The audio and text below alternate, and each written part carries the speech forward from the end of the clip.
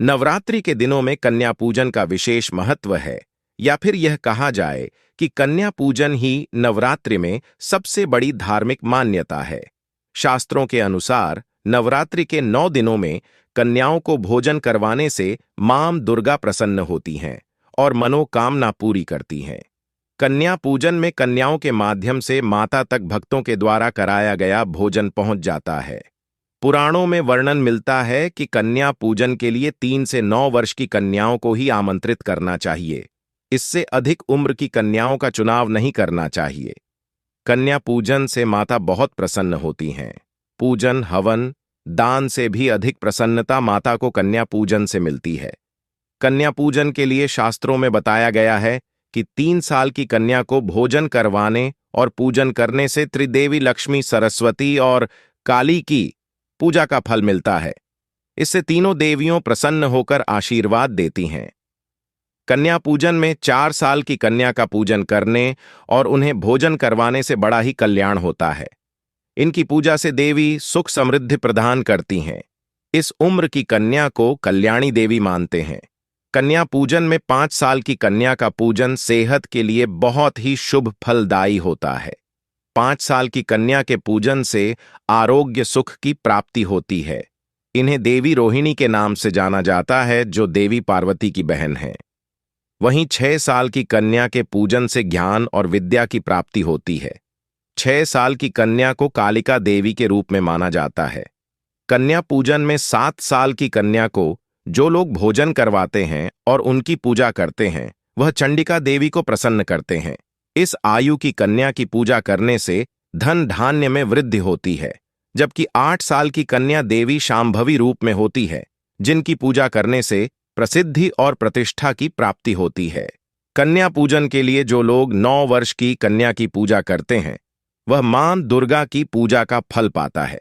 इस उम्र की कन्या को दुर्गा रूप में माना जाता है, जिन्हें भोजन करवाने से कठिन कार्य भी सफल होते हैं और शत्रुओं पर विजय प्राप्त होती है। नवरात्रि में कन्या पूजन के लिए 9 दिनों में आप 9 कन्याओं को भोजन करवा सकते हैं, या फिर अष्टमी या नवमी तिथि को 1, 5, 7 अथवा 9 कन्याओं और 1 बालक को भोजन करवाना चाहिए। इससे कन्या पूजन का लाभ और पुण्य प्राप्त होता है। शारदीय नवरात्रि का त्योहार बड़ी धूमधाम से मनाया जाता है। नवरात्रि के आखिरी 2 दिन सबसे महत्वपूर्ण होते हैं। इन आखिरी 2 दिनों में अष्टमी और नवमी आती है। इस दिन लोग व्रत खोलते हैं। इस दिन कुछ खास गलतियां करने से बचना चाहिए। 1. वैसे तो नवरात्रि के दौरान ही सुबह स्नान के बाद माता रानी का पाठ किया जाता है, लेकिन अष्टमी के दिन सूर्योदय से पहले उठना शुभ होता है। इस दिन गलती से भी देर तक ना सोते रहें। अगर आपने व्रत नहीं भी रखा है तो भी उठकर स्नान करें और पूजा जरूर करें। 2. विष्णु पुराण के अनुसार अष्टमी पर पूजा के बाद दिन में सोना नहीं चाहिए। ऐसा करने से साधक को पूजा का फल नहीं मिलता है। 3. अष्टमी के दिन हवन बिना पूजा करने की गलती ना करें। हवन किए बिना नवरात्रि की पूजा अधूरी मानी जाती है। ध्यान रखें कि हवन करते वक्त आहुति की सामग्री कुंड से बाहर ना जाए। 4. नवरात्रि की अष्टमी पर सच्चे मन से मां दुर्गा की आराधना करें। चालीसा, मंत्र या सप्तशती पढ़ते हुए बीच में किसी दूसरे से बात ना करें। ऐसा करने से पूजा का पूरा फल नहीं मिल पाता है। इसके अलावा माता की चौकी का समापन भी पूरे विधि विधान से करना चाहिए। 5. अगर आपने अष्टमी का व्रत रखा है तो नवमी के दिन कन्या पूजन से पहले कुछ भी ना खाएं। कन्या पूजन और उन्हें विदा करने के बाद ही व्रत का विधिवत पारण करें। इससे माता रानी की कृपा बनी रहती है और उनका आशीर्वाद प्राप्त होता है। 6. अगर आपने नवरात्रि के पूरे व्रत रखे हैं तो आखिरी दिन किसी भी तरह की हड़बड़ी ना दिखाएं। कई लोग अष्टमी पर रात 12 बजते ही व्रत पारण कर लेते हैं, जो कि गलत है। नवमी के दिन सुबह पूरे विधि विधान के साथ ही व्रत खत्म करें। इस दिन दुर्गा सप्तशती का पाठ करने के बाद पूरे विधि से हवन करें और कन्याओं को भोजन कराने के बाद ही इसका समापन करें। नवमी के दिन लौकी खाने की मनाही होती है। अगर नवमी गुरुवार को हो तो इस दिन केले और दूध का सेवन भी नहीं करना चाहिए। 7. ऐसी मान्यता है कि नवरात्रि के दिनों में तुलसी के पास अंधेरा नहीं रखना चाहिए। अष्टमी के दिन तुलसी के पास 9 दिए जलाकर उनकी परिक्रमा करनी चाहिए। इससे घर परिवार में सुख समृद्धि आती है। 8. अष्टमी पर नीले या काले रंग के वस्त्र पहनने से बचें। इस दिन पीले या लाल रंग के वस्त्र पहनना शुभ होता है। नवरात्रि खत्म होने के बाद कलश को कैसे उठाएं और नारियल और जवारे का क्या करें, इस वीडियो में हम आपको बताएंगे। तो जैसा आप लोगों को पता है, शारदीय नवरात्रि 15 अक्टूबर 2023 को शुरू हुआ था, जिसका समापन 23 अक्टूबर 2023 को है। इस दौरान भक्त शक्ति की देवी मां जगदम्बा के 9 रूपों की पूजा करते हैं। ये तो सभी जानते हैं कि नवरात्रि के पहले दिन कलश स्थापना या घट स्थापना के साथ नवरात्रि की शुरुआत होती है। इस दौरान एक कलश के ऊपर नारियल रखकर कलश स्थापना या घट स्थापना होती है। लेकिन क्या आप जानते हैं कि नवरात्रि के बाद इस नारियल और कलश के पानी का क्या करते हैं? ज्योतिष शास्त्र के अनुसार जैसे श्रद्धापूर्वक कलश स्थापना की जाती है, उसी तरह इसे हटाना भी जरूर होता है, क्योंकि नवरात्रि समाप्त होने पर नारियल या कलश के पानी का गलत तरह से इस्तेमाल करने से पूजा का फल नहीं मिलता है और व्यक्ति कई तरह की परेशानियों से घिर जाता है। कलश में रखे नारियल का क्या करें? पूजा स्थल में रखें। कई लोग नवरात्रि समाप्त होने के बाद कलश का पानी, नारियल और इसमें रखे चावल गलत तरह से हटाते या प्रयोग कर लेते हैं, लेकिन ऐसा करने से उन्हें 9 दिन की पूजा का फल नहीं मिल पाता। बता दें कि कलश पर रखे नारियल में माता रानी की विशेष कृपा होती है, इसलिए नवरात्रि के बाद इस नारियल को लाल रंग के कपड़े में लपेटकर पूजा स्थल पर रख देना चाहिए। इससे मां प्रसन्न होती हैं और मनोकामनाएं पूर्ण करती हैं। प्रसाद के रूप में करें। ग्रहण शास्त्रों के अनुसार नवरात्रि में स्थापित कलश के ऊपर रखे नारियल को 9 दिन बाद विधि विधान से हटाना चाहिए। आप इसे नदी या बहते पानी में प्रवाहित कर सकते हैं, या फिर बेहतर होगा कि आप इसको प्रसाद के रूप में कन्याओं को बांटें और स्वयं भी इसका सेवन करें।